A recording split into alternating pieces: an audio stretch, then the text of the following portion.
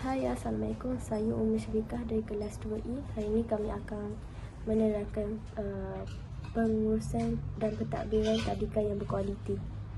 Pengenalan. Dalam Pembangunan Pendidikan Malaysia 2013 hingga 2025 telah dilancarkan untuk memastikan sistem pendidikan negara kekal relevan dengan perkembangan dunia semasa.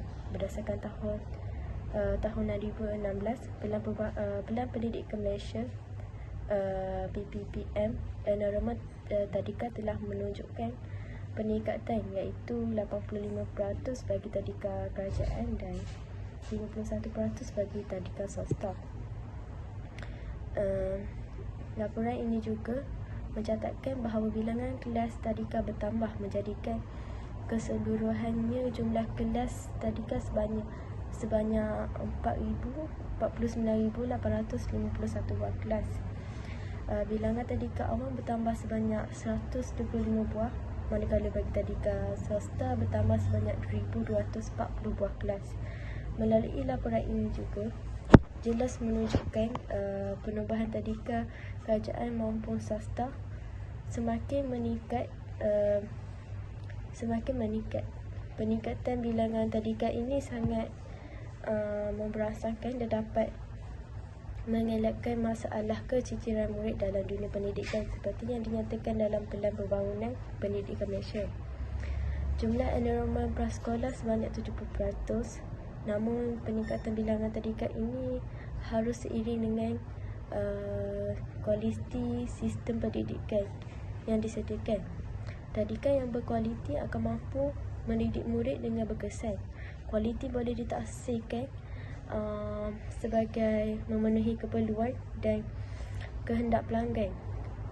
Kualiti pada peringkat tadika merujuk kepada kecekapan, keberkesanan dan kualiti perkhidmatan yang ditawarkan dalam aspek yang berkaitan seperti pengajaran, pembelajaran dan kemudahan yang diperlukan ibu bapa terhadap anak mereka. Sesebuah tadika yang berkualiti akan mampu menyediakan perkhidmatan pendidikan yang cemerlang, seterusnya dapat meningkatkan perkembangan holistik murid. Berdasarkan National Institution for Education of Young Children (NEYC), terdapat 10 aspek standard yang boleh menjadikan sesebuah tadika berkualiti, iaitu dari aspek perhubungan, kurikulum pengajaran, penilaian perkembangan murid, kesihatan, sokongan, persediaan dan kompetisi staf, perhubungan komuniti, persekitaran fizikal dan pengurusan dan kepimpinan. Seterusnya, setiap tadika disarankan untuk memenuhi standard kualiti yang telah ditetapkan untuk menyediakan perkhidmatan yang cemerlang dan berkesan. Dalam kajian ini, aspek kualiti diberi perhatian ialah aspek guru, pengajaran dan persekitaran fizikal sesebuah tadika. Bagi aspek guru, NEYC menggariskan guru tadika perlu memiliki kelayakan, pengetahuan dan komitmen profesional dalam bidang. Berdasarkan Europe, guru-guru yang mengajar di tadika mempunyai latar belakang yang berbeza, seperti pengalaman, kemahiran motivasi, kepercayaan dan kebimbingan. Kepelbagaian latar belakang seorang guru tadika mempengaruhi pelaksanaan sesi pengajaran dan pemudahcaraan PDPC di bilik darjah. Selain itu, seorang guru perlu mempunyai pengetahuan dan kemahiran yang spesifik. Menurut Abdul Halim, pengetahuan dan kemahiran yang guru prasekolah perlu miliki ialah pengetahuan hasil pembelajaran, persediaan alat bantu mengajar, persediaan rancangan pengajaran harian, kemahiran pendekatan pengajaran, kemahiran teknik penyampaian dan kemahiran pengurusan kelas. Amalan terhadap pengetahuan dan kemahiran dapat menjadikan sesebuah sesi PDPC berjalan dengan lancar dan berkesan. Aspek kedua ialah pengajaran, yang merupakan aktiviti menyampai isi pengajaran di samping memotivasikan murid supaya bersedia untuk belajar, mengurus murid supaya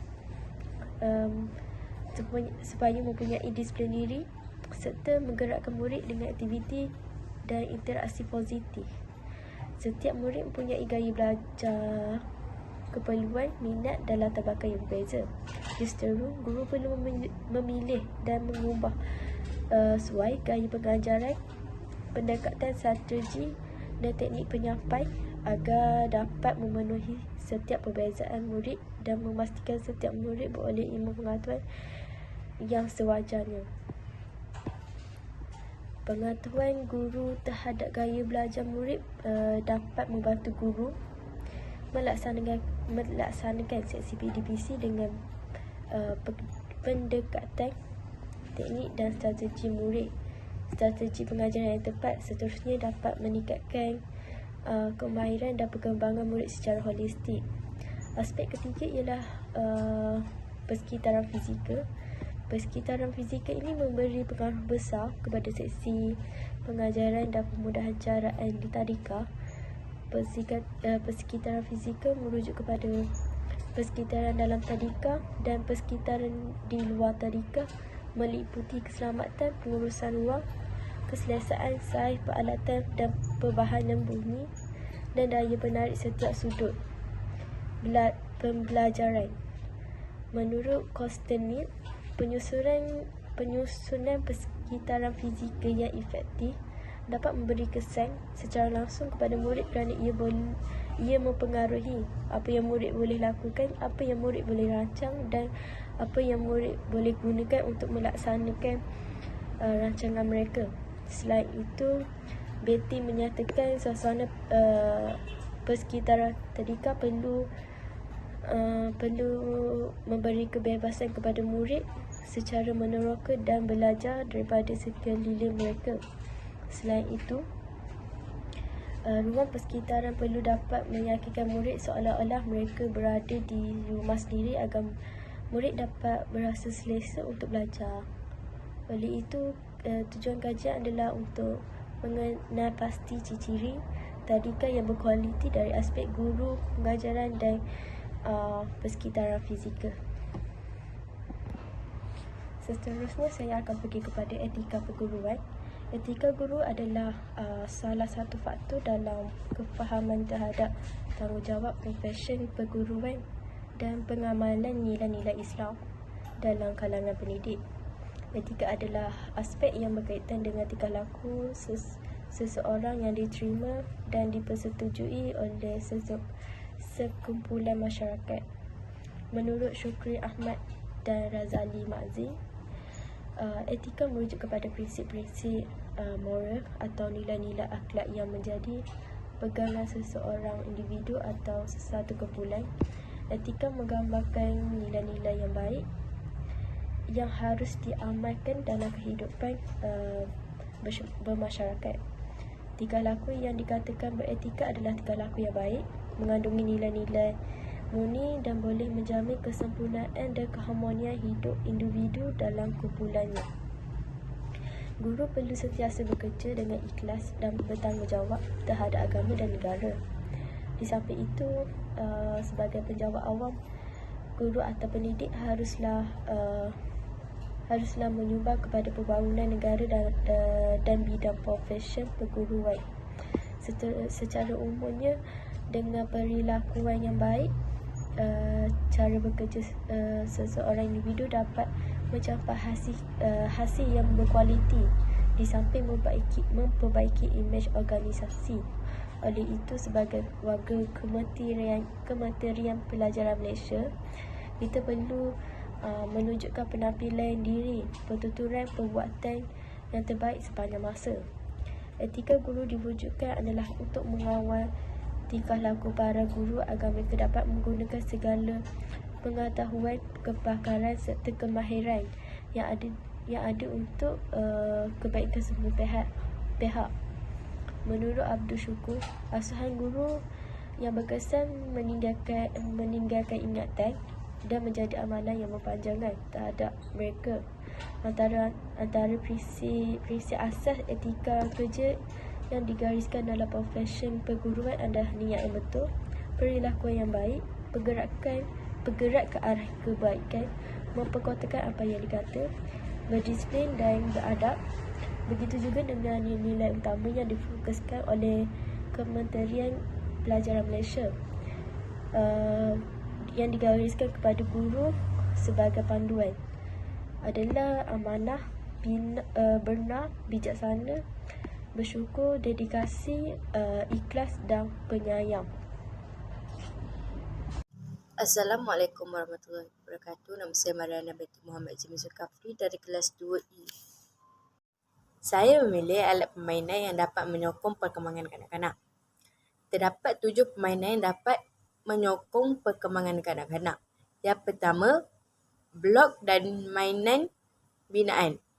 Permainan blok dipercayai dapat merangsang pertumbuhan otak dalam semua aspek perkembangan. Malah ada kajian membuktikan kanak-kanak yang bermain blok secara kerap daripada berusia 3 hingga 5 tahun lebih baik dalam pendidikan matematik, khususnya algebra apabila berada di sekolah menengah. Terdapat banyak pilihan blok dari set pembinaan yang menyeronokkan untuk dipertimbangkan, termasuk blok kayu dan Lego. Yang kedua, mainan kanak-kanak susun gambar dan mainan penyelesaian masalah. Jangsuai puzzle atau susun gambar seperti permainan blok dan Lego turut menyokong perkembangan kanak-kanak dari berbagai cara. Semasa kanak-kanak menyelesaikan game susun gambar, mereka sebenarnya sedang menggunakan kemahiran menyelesaikan masalah, koordinasi tangan mata, kemahiran motor halus, pengecaman bentuk, ingatan, kemahiran kesedaran spatial dan sebagainya. Kanak-kanak berusia 2 hingga 3 tahun boleh melakukan yang terbaik dengan susun gambar 4 hingga 12 keping, manakala kanak-kanak prasekolah akan seronok menyelesaikan puzzle yang lebih kompleks antara 12 hingga 20 keping atau lebih. Play-Doh, slime dan bola. Apabila kanak-kanak bermain sebarang permainan, budak melibatkan penggunaan kedua belah tangan. Ia meningkatkan koordinasi antara tangan serta mata dan kemahiran lain seperti menggenggam dan memegang. Bermain Play-Doh atau tanah liat, slime atau bola merupakan satu contoh permainan yang melibatkan penggunaan kedua-dua belah tangan. Yang ketiga, mainan budak, pretend play. Pretend play atau roller play merupakan permainan drastik yang mempunyai manfaat kognitif, sosial, emosi dan yang terbaik. Keempat, mainan budak, pretend play. Pretend play atau roller play merupakan permainan drastik yang mempunyai manfaat kognitif, sosial, emosi yang terbaik. Ini kerana melalui permainan seperti ini, contoh bermain masak-masak, guru-guru atau doktor, kanak-kanak akan mula menerokai apa yang dia suka, diminati dan menjelajahi dunia di sekeliling mereka. Permainan ini juga memberi peluang kepada kanak-kanak untuk belajar sesuatu perkara baru berkaitan dengan hidup. Kanak-kanak sedang membina kemahiran sosial emosi, menyokong kemahiran menyelesaikan masalah yang kompleks, belajar membaca isyarat sosial, berkongsi, bergilir-gilir dan banyak lagi apabila mereka terlibat dalam permainan dramatik. Mainan yang menyokong permainan ini termasuk perabot saiz kanak-kanak, pakaian dan solidkan, anak patung dan permainan, makanan plastik, mesin tuai, alat permainan pengangkutan dan sebarang kreatif membolehkan kanak-kanak berlakon. Hai, nama saya Nur Ashkin Adila binti Yusof. Saya dari kelas 2E. Hari ini saya akan menceritakan tentang ruang pembelajaran dalam taska. Ruang kawasan terkelas mempunyai fokus atau peluang-peluang tertentu untuk pembelajaran. Ruang dalam kelas seharusnya dibagi kepada sudut pembelajaran tertentu bagi membolehkan kanak-kanak nampak lebih jelas tentang pilihan ruang bagi menjalankan aktiviti tertentu seperti sudut keluarga, untuk aktiviti main peranan.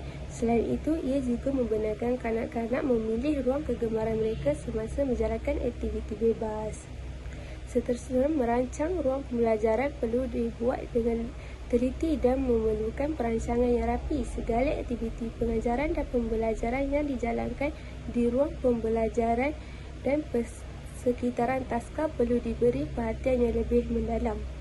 Kesemua ruang pembelajaran di dalam ataupun di luar perlu disesuaikan dengan tujuan dan objektif yang ditetapkan.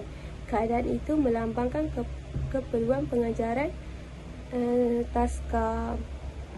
Ruang pembelajaran tersebut mestilah bersih, tidak terlalu sempit oleh pelbagai perabot, pencahayaan yang cukup dan pengudaraan yang baik. Aspek ini sangat penting bagi memastikan keberkesanan proses pengajaran dan pembelajaran. Sekiranya aspek ini tidak diambil kira, ia akan mendatangkan ketidakselesaan kepada guru dan kanak-kanak. Secara tidak langsung, objektif pembelajaran tidak dapat secara tidak langsung, objektif pembelajaran ini dapat dicapai.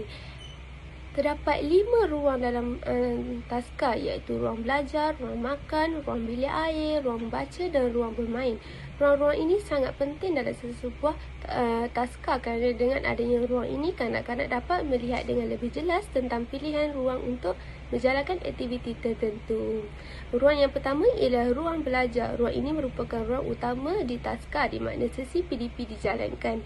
Ruang ini dapat meningkatkan kemahiran murid dalam berkomunikasi dan mengembangkan kemahiran membaca dan menulis. Akhir sekali, membina keyakinan diri murid. Seterusnya, ruang membaca, di mana ruang ini dapat digunakan oleh pelajar untuk mengisi masa lapang dengan membaca walaupun hanya sekejap. Ruang ini memerlukan keadaan senyap supaya kanak-kanak dapat mengumpulkan perhatian tanpa gangguan. Seterusnya, melahirkan sifat rajin membaca dalam diri kanak-kanak. Dan akhir sekali, ilmu pengetahuan kanak-kanak bertambah. Selain itu, ruang makan juga merupakan ruang yang memainkan peranan yang besar kerana ruang ini digunakan untuk keperluan asas kanak-kanak untuk makan dengan selesa. Ruang ini membolehkan murid makan di tempat yang disediakan, dapat membimbing murid cara menghidang makanan dan minuman, mengajar murid cara mengemas ruang makan. Yang keempat, ruang bilik air. Ruang bilik air berfungsi untuk memberikan keselesaan kepada kanak-kanak di samping memudahkan membantu taska menguruskan kanak-kanak. Ruang ini dapat melatih murid mengamalkan kebersihan dan mengamalkan kebersihan diri dengan betul, dan dapat melatih murid untuk menggunakan air secara berhemah. Yang akhir sekali ialah ruang bermain. Ruang bermain membolehkan murid menjalankan aktiviti sendiri. Kanak-kanak dapat berinteraksi dan berkomunikasi dengan kawan-kawan dengan lebih mesra, dapat mengalami suasana seperti di rumah, melahirkan emosi, minat dan bakat, dan dapat melakukan cerita berdasarkan pengalaman, memupuk nilai murni dan akhir sekali melahirkan semangat perpaduan antara kaum. Itu sahaja, terima kasih. Saya Nur Aina Kunisa binti Garudin ingin menerangkan tentang peranan guru dalam memastikan keselamatan di taska atau tadika. Yang pertama, menerapkan amalan selamat dalam kehidupan harian bagi mengelakkan kanak-kanak jatuh.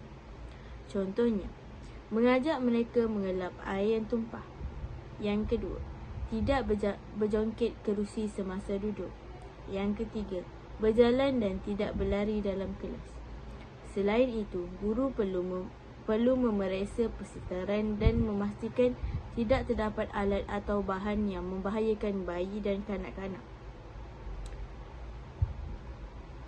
Yang ketiga, memberikan kasih sayang dan layanan kepada kanak-kanak supaya mereka berasa selamat dari orang luar.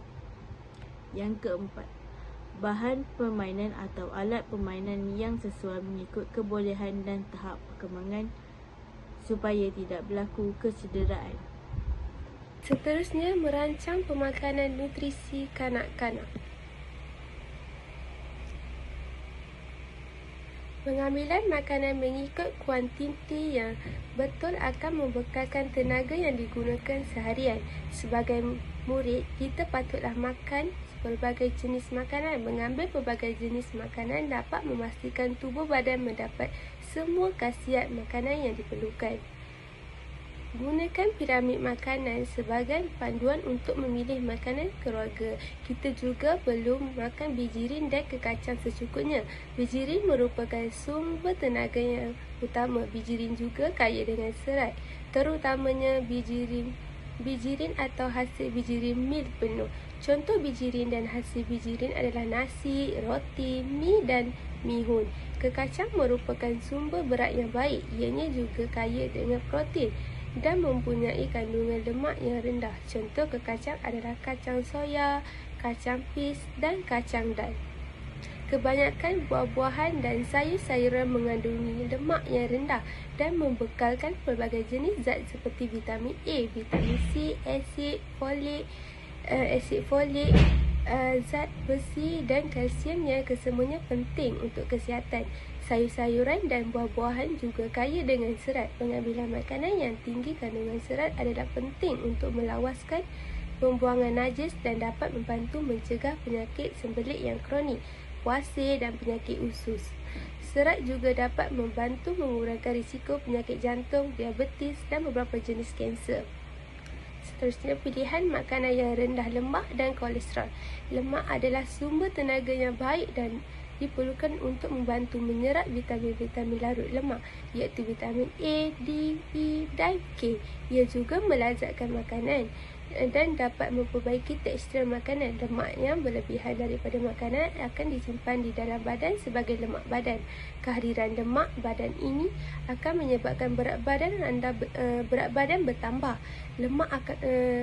Lemak yang berlebihan meningkatkan risiko penyakit jantung, koronari, stroke, obesiti dan masalah-masalah kesihatan yang lain. Seterusnya, kita perlulah mengurangkan pengambilan garam dan gula. Kebanyakan makanan yang diawet dan diproses mempunyai kandungan garam dan gula dan lebihan makanan segar. Jika menggunakan kicap atau sebarang sos, garam tidak perlu ditambah di dalam masakan. Rasalah makanan terlebih dahulu sebelum menambah garam. Kurangkan juga penggunaan gula dalam penyediaan minuman dan kuih-muih. Akhir sekali, kita perlu minum sekurang-kurangnya 6 hingga 8 gelas air sehari. Air adalah penting untuk fungsi fisiologi di dalam badan, mengawal suhu badan dan mengeluarkan bahan sisa dari badan. Air diperlukan untuk menggantikan cecair tubuh yang hilang, terutamanya jika ia melibatkan diri dalam aktiviti fizikal. Minumlah air sebanyak 6 hingga 8 gelas sehari. Dan dalam keadaan tertentu seperti bekerja di dalam bilik berhawa dingin, minumlah air dengan banyak walaupun tidak merasa dahaga. Itu sahaja, sekian, terima kasih. Kesimpulannya, kebanyakan taska dan tadika di Malaysia telah memenuhi dan melangkaui standard kualiti bagi pemantauan pentadbiran dan pengurusan. Namun begitu, masih terdapat amalan pemantauan dalam pentadbiran dan pengurusan yang perlu diperbaiki bagi memastikan taska dan tadika di Malaysia dapat memberikan perkhidmatan yang efisien dan berkualiti.